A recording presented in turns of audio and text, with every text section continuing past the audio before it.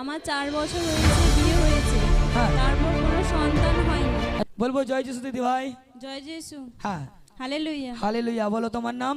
সঞ্চিতা মুর্মু, হ্যাঁ, কোথায় বাড়ি? উত্তরখণ্ড সরকারডাঙ্গা। উত্তরখণ্ড সরকারডাঙ্গা। বলো তোমার জীবনে আমার প্রভু যিশু কি কাজ করেছে?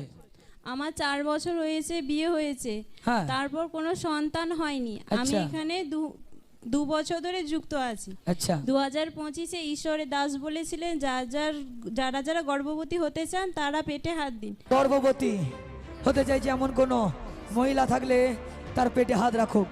আচ্ছা। আমি হাত দিয়েছিলাম। আচ্ছা। তারপর 2025-এ ডিসেম্বর মাসে আমি পুত্র সন্তান প্রসব করি। দেখো 2025, এখন 26 চলছে। ঈশ্বরের দাস কি বলছিল? উনি বলছে যে যার যার সন্তানের প্রয়োজন আছে গর্ভে হাত রাখো।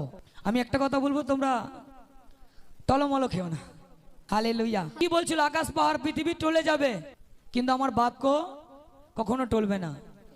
আর এটাও তোমায় বুঝে যেতে হবে যে ঈশ্বরের বাক্য যার মধ্যে থাকবে আর পরম নিষ্ঠায় ধরে রেখে মণ্ডলীতে আসবে আর প্রভুর পবিত্র বাক্যে জীবনযাপন করবে, তাকে কেউ টলাতে পারবে না। আমেন। যখন ঈশ্বরের দাস এখান থেকে ভবিষ্যৎবাণী করছিল, সেই পেট ব্লেসড হোক। হালেলুয়া। যিশু খ্রিস্টের নামে আমি ব্লেড ঘোষণা করছি। ওই গর্ভকে আমি ব্লেস ঘোষণা করছি। প্রভু যিশু খ্রিস্টের নামে ওই গর্ভকে ব্লেস ঘোষণা করছি। হালেলুয়া। পুত্র সন্তানের মা হও যিশু খ্রিস্টের নামেতে। যার পুত্র সন্তানের দরকার, তো কি করো তোমরা?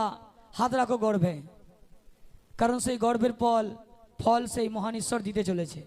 যখন তুমি হাত রাখলে গর্ভে বা পেটে, কিছু অনুভব বা কিছু করেছিলে? সেটা আমি সবাই পড়ে গেছিলাম। হ্যাঁ, পড়ে গিয়েছিলাম নিচে। হালেলুয়া।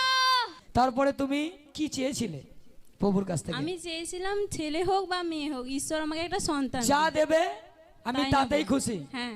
হালেলুয়া। হালেলুয়া।